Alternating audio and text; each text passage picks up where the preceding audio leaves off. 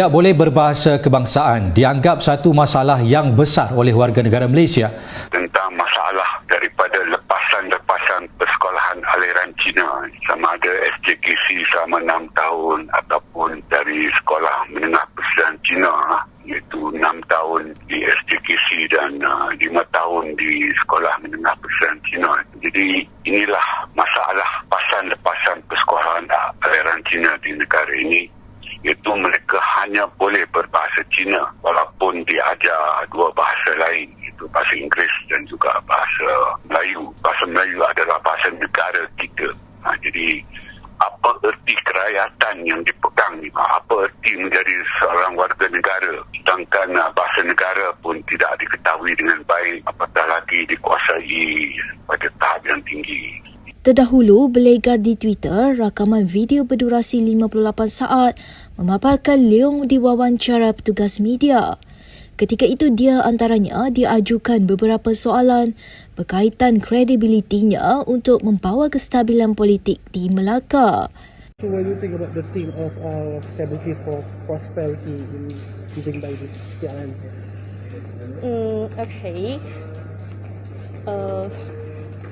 Kestabilan untuk kemakmuran bersama. Macam mana tema yang digunakan, apa yang ialah dinampak untuk PRN saya? Adakah ia mampu untuk membawa kestabilan politik dekat Melaka ataupun macam mana? 我不知道要怎么打这个东西。看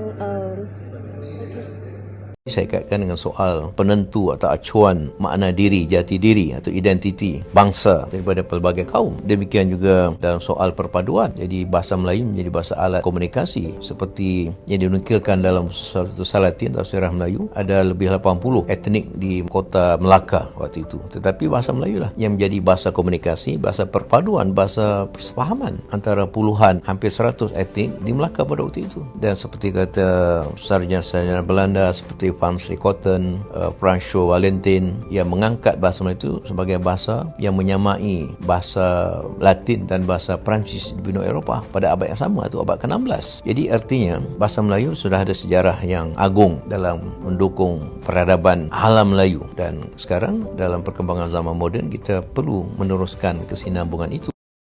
Nama saya Yongzi, boleh panggil saya Yongzi. Okay, Yongzi, saya nak tanya, waktu awak sekolah dahulu, awak sekolah di sekolah jenis apa? Masa dulu saya punya sekolah menengah kan, SMK. Okay, daripada awak belajar di sekolah menengah, awak rasa penggunaan bahasa Melayu awak tu di tahap yang keberapa? Dari markah 10 kan? Ya, daripada 10. Saya rasa 7 lah. 7. Biasa, komunikasi yang biasa boleh. Apa pandangan awak terhadap kaum Cina ataupun India di Malaysia yang tidak fasih berbahasa Melayu? Saya rasa mereka akan cari kesukaran lah untuk berkomunikasi dengan antara satu sama lain. Sebab mereka guna bahasa ibu yang masing-masing kan. So tak dapat macam bahasa yang boleh berkomunikasi antara dengan kaum yang lain. Boleh Cik bagi sedikit pandangan kepada golongan rakyat Malaysia yang masih ada segelintirnya tidak menguasai bahasa ibunda di negara ini? Bagi saya, secara umum saya tak sebut mana-mana kaum. Mereka berasa bahasa Melayu itu merupakan bahasa yang agak konservatif, bukan bahasa yang menyeluruh seperti bahasa Inggeris, bukan bahasa global. Kan, bahasa Inggeris seperti kita tahu bahasa nombor 1 atau nombor 2 paling banyak dituturkan di dunia. Dan mereka rasa bahasa Inggeris lebih penting untuk dikuasai daripada bahasa Melayu, kerana bahasa Inggeris lebih global penggunaannya. Mana-mana pun kita pergi ada bahasa Inggeris, tapi bukan bahasa Melayu. Tapi sebab kita adalah rakyat Malaysia, jadi kita sebagai rakyat Malaysia perlulah ada semangat patriotik dan semangat ceritakan bahasa kita supaya untuk kita menguasai bahasa kita. Sebab kat sini je, dekat dalam rumpun Melayu saja kita menggunakan bahasa Melayu, dan kita perlulah sayangi bahasa kita.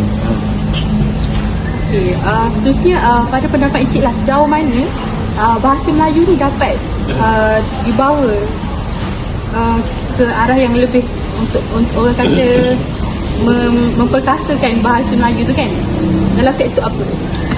Sektor Bagi saya dalam ASEAN, dalam ASEAN, negara-negara ASEAN, bahasa Melayu boleh digunakan secara menyeluruh, terutama sekali dalam urusan rasmi.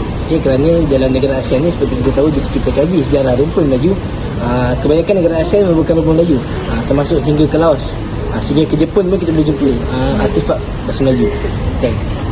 Jadi bagi saya penggunaan bahasa Melayu tidaklah sebenarnya terhad kepada bahasa dekat negara kita saja. Boleh juga kalau kita nak pergi negara Thailand ke Laos, boleh je nak bertutur bahasa Melayu. Sebab di sana pun ada sisa-sisa rumpun Melayu daripada sejarah sejarah Melayu kita yang kaya.